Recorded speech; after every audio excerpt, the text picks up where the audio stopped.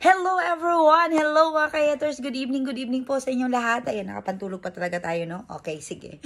Ay, naku po, fourth nomination na at saka yun na nga, nominated po ang ating Dust Bea. Ang Saidas at saka ang Shuka. Ayan, so kabilang sila sa mga na-nominate ngayong week na to. So, lahat po na nagmamahal sa Dust Bea, please guys, support na lang po natin silang dalawa. Pero gagawin po natin ang lahat. If ever man, anong mangyari, if ever man si Bianca yung lalabas or si Dustin, wala tayong magagawa doon kasi yun talaga yung kapalaran nila. Pero gagawin pa rin natin yung makakaya natin. Gagawin natin yung full support natin sa dalawa kasi yung pagmamahal natin sa kanila, 'di ba? So kahit nominated sila ngayong week na to, support pa rin tayo sa kanila. At saka ito pa, 'di ba? Nalaman din natin nga nag-post sa IG yung mama ni Bianca tungkol sa pet niya na si Peach ba yun? Oo.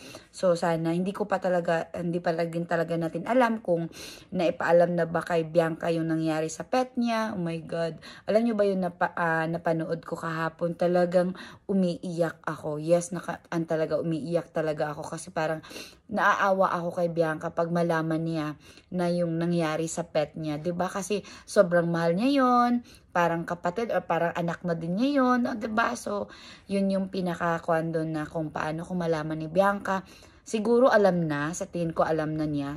Parang may kuan ako kasi 'di ba kaninang umaga parang madala lang din yung update sa PBB kung ano yung mga ganap doon, parang madalang lang. So baka pero hindi pa natin din alam. Pero yun na nga ang sabi ko, sana is okay lang din talaga si Bianca, magpakatatag siya.